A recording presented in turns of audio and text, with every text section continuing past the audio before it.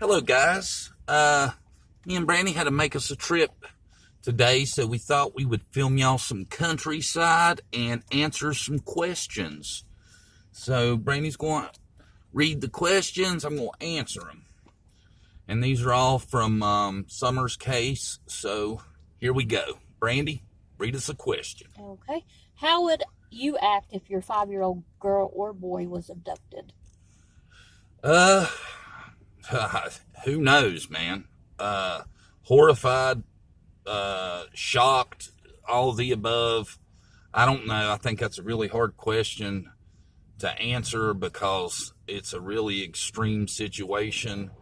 I definitely probably wouldn't be acting like some people are currently acting. Let's just say that. Okay. The next one. Didn't CM say his wife stayed in the truck because she didn't like all the dogs? His truck overlooked the path needed to be taken from the house to the shed. If not, where did Chris's wife go when he was there doing the interview with Candace? Yeah, I think that's in reference to me saying the gag about Dawn was downstairs and had run out. That's why Chris went down the steps. Actually, after thinking that over a little bit, and when I talked about that, I wasn't aware that Chris's wife was in the truck. So I'm going to say he was more than likely, if he was there, which even Chris said he kind of feels like he was, I'm going to say he was in the shed from the very beginning, because Chris sure felt like somebody was there. Next. Has anyone seen a permit posted on the house for all the remodeling they're doing right now? No, I haven't, and I'm going to say that's not something that usually goes on out in the country. In my experience, I've done a lot of construction and remodeling and stuff like that, and you know, it's not like you're in a big city to where you got building inspectors coming around and all kinds of stuff like that. So I'm guessing there is no permit, but you know, there possibly could be. I'm not sure, but I would say there probably isn't one, because I think the laws are a little different in more rural areas. Next.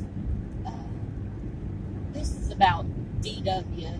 How would he been at work all day if he called Candace and said there was a man on the property trying to mess around with some kids?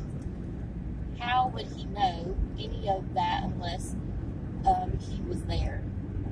Well, see, now that is a tricky area, because by that question, you're assuming what H said was true. And his story is very different than Dawn and Candace's story when it comes to what was discussed in the phone call. So I'm really not sure about that. I think if he is telling the truth, then it's really strange that Dawn would tell Candace that there's some dude there staring at the kids. That just seems like a really odd thing for any man to call his wife and say that, like they didn't know what to do about some weirdo on the property. Now, if you want to believe H's version, then that really changes the whole theory up, because, you know, he said a lot of stuff that would really change the whole theory of what has happened. He's talked about the messages he's seen on Candace's phone saying it's done. You know, a lot of stuff. So it depends on what you want to believe. Now, I'm still kind of mixed on what I think about what H had to say, because if you believe what H said, then you would think the TBI would have found evidence of all that, and we would be seeing an arrest. So I'm not sure what to make out of H's version of events. Next. Why was Don in Utah in October looking for work? He said he had a sheetrock job for 11 years. He also said Utah cost of living is much higher than Tennessee. That's a great question, because apparently the Wells property was handed down from Don's mother. So I don't know why, if you had land bought and paid for, had a decent job, that you would want to move somewhere where the cost of living's higher and all that. I don't know. I really question what Don's trip to Utah was about. It seems to not make a lot of sense why he would want to move. That's a good question, and I'm not really sure we have a great answer for that. And you gotta question Don's authenticity as to why he took the trip to begin with. And there's actually a couple of subscribers that answered that question, so I'm going to read them. Bev Neal, so he thought he was going to inherit his dad's house, but other family didn't want him around. He thought he'd move Candy and the kids out of his mom's house in Tennessee that he inherited. They moved from Arkansas, where he met Candy, to take care of his mom in Tennessee. Then there is another answer. It's from Lisa K. And it says they were going to move there. They listed the land on Ben Hill. Don got a job in Utah and enrolled Josie in school. He realized that they could never afford to live there, so they moved back. And those could very well be answers. I think Don really is into inheriting everything his dad had too, including the home. And the way I've heard it told by the sisters is the home still has a mortgage on it, and that there's not all this great inheritance that Don speaks of. Okay, let's see. Where is the Sonic Cup pillow summer swimming clothes from the day that she went missing? That's another good question. It seems like that's another thing where there's no clear answer as for most any of that. Now, I don't know why she would have lied about going to those places, because most everywhere, especially businesses nowadays, has some form of security camera, something like that.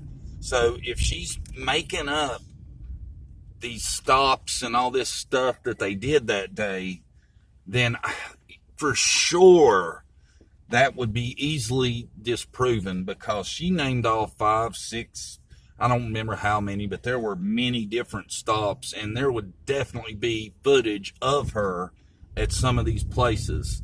And I really think there's something to that, because I really wonder if Summer is in any of that footage. I realize she didn't get out of the truck, but I've seen a lot of these security cameras of drive-thrus and stuff like that, and they would probably be able to pick up if she was in the vehicle or not. So if that's a false alibi, then they're gonna see through that.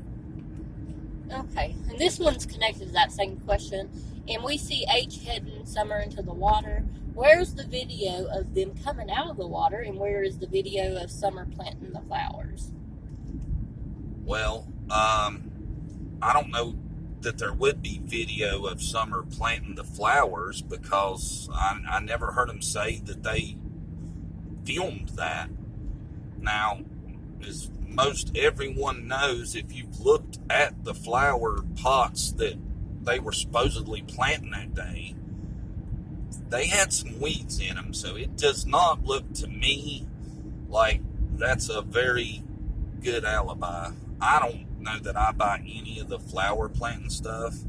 And as far as the footage of Summer and H coming out of the water, I don't know about that either, because it was my understanding that was just a TikTok they were filming.